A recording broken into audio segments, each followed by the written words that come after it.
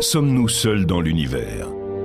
Sommes-nous les seuls à regarder les étoiles et à nous demander s'il y a quelqu'un là-haut? Aujourd'hui, les spécialistes enquêtent sur la question de différentes façons. Certains utilisent d'immenses radiotélescopes et d'autres des sondes interplanétaires ou interstellaires. Si nous trouvons des extraterrestres, seront-ils doux et tendres? Ou les premiers d'entre eux que nous contacterons seront-ils simplement des machines réplicantes dont les créateurs seront morts depuis des millions d'années? Certains des plus grands spécialistes au monde explorent la question et sont à la recherche d'E.T.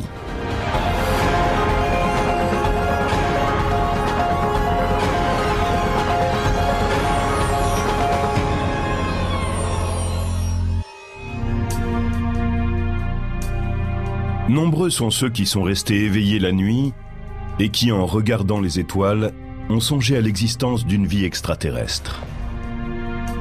Dans une galaxie qui compte des milliards d'étoiles, dans un univers qu'habitent des centaines de millions de galaxies, sommes-nous seuls? Le caractère infini de l'univers est difficile à saisir, mais voici une image qui peut vous en donner une idée. Disons que le Soleil est de la taille d'une bille que l'on va déposer sur un trottoir de Manhattan. La Terre serait une tête d'épingle à 1,20 m de là et Mars 60 cm plus loin. L'étoile la plus proche, susceptible d'abriter une forme de vie intelligente, Alpha du Centaure, ne serait pas à 3 ou 30 mètres de là, mais beaucoup plus loin. Elle se situerait à Washington, à 300 km. Et l'étoile suivante pourrait être à 10 000 km, comme à Rio de Janeiro.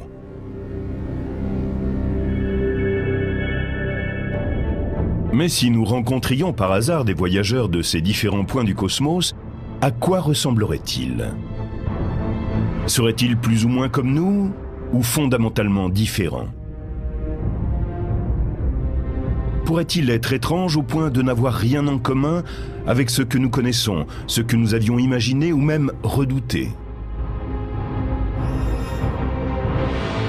Beaucoup de spécialistes pensent que cette recherche doit commencer en examinant précisément la façon dont la vie s'est manifestée sur la Terre à ses débuts.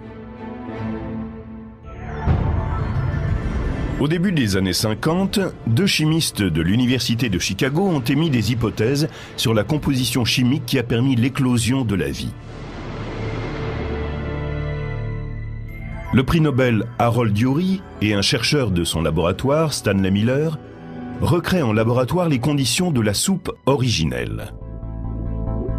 Ils injectent du méthane, de l'ammoniac gazeux, de l'hydrogène et de l'eau dans un système stérile de ballons et de tubes en verre, ces substances étant censées abonder sur la Terre lors de sa création. Si l'on met tout cela dans un récipient et qu'on y ajoute une forme d'énergie pour provoquer une réaction, que va-t-il se passer? Quelle réaction va-t-on obtenir? Miller et Urey déclenchent des étincelles entre les électrodes pour simuler des éclairs. Les résultats sont électrisants. Ils ont obtenu une sorte de matière brunâtre. Ils ont commencé à l'analyser et ils y ont trouvé beaucoup de composés organiques, dont certains étaient des acides aminés qui sont les précurseurs, les éléments de base des protéines. Les protéines sont quant à elles les éléments de base de la vie. L'expérience de Miller et Urey a démontré que les précurseurs des organismes vivants pourraient avoir reçu le signal de départ d'une réaction chimique. Or, ce type de réaction n'est pas limité à la Terre. Le méthane, l'ammoniac, l'hydrogène et l'eau sont présents dans d'autres objets cosmiques de notre système solaire, et même, selon de nombreux spécialistes, à travers tout l'univers.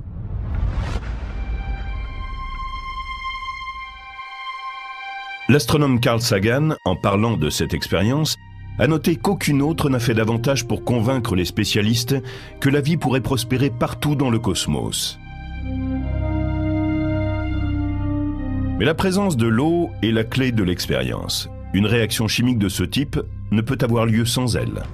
L'eau est parfaite pour dissoudre les matériaux. Elle fait cela bien mieux que la plupart des autres liquides. Et elle permet de dissoudre toutes sortes de nutriments et de produits chimiques, des éléments qui peuvent agir comme des catalyseurs et qui suscitent la production de substances chimiques nécessaires à la vie. L'eau stocke très bien tous ces éléments chimiques. Sur la Terre, on trouve aussi de l'eau dans certains environnements extrêmes, et elle y abrite certaines formes de vie.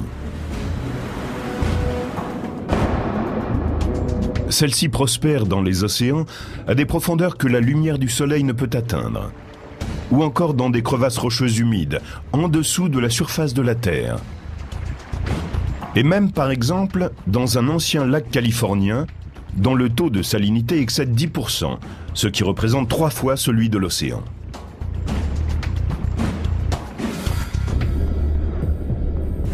Mais la vie terrestre a aussi besoin de carbone, qui était en fait la substance principale produite par l'expérience Miller-Urey.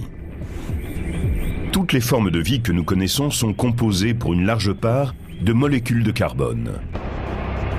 La vie a besoin d'une certaine forme de capacité à créer des molécules longues qui puissent stocker l'information. Et le carbone est formidable pour construire des molécules longues. Ainsi, par exemple, la molécule de l'ADN est faite d'1 milliard de paires de brins porteurs de base. Une molécule d'ADN de l'une de vos cellules que l'on étirerait mesurerait 1 mètre de long. Une seule molécule de l'une des 3 milliards de cellules qui forment votre corps. On a donc besoin d'un élément qui stocke la quantité énorme d'informations nécessaires pour créer une créature comme un lion, un humain ou un arbre. Mais si la vie existe ailleurs, dans notre galaxie, ou même au-delà, est-elle née des mêmes conditions ? La vie extraterrestre serait-elle basée sur l'eau et le carbone ?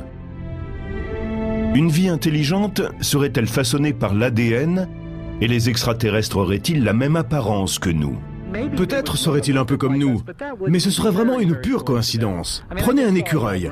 Il habite la même planète que moi. Il a un ADN. Et 70% de son ADN est sans doute semblable au mien. Mais il ne me ressemble pas. Alors pourquoi les extraterrestres me ressembleraient-ils ? Il n'y a guère de raison. Robert Hurt, chercheur à l'Institut de technologie de Californie, a passé du temps à réfléchir à d'éventuelles formes de vie extraterrestres.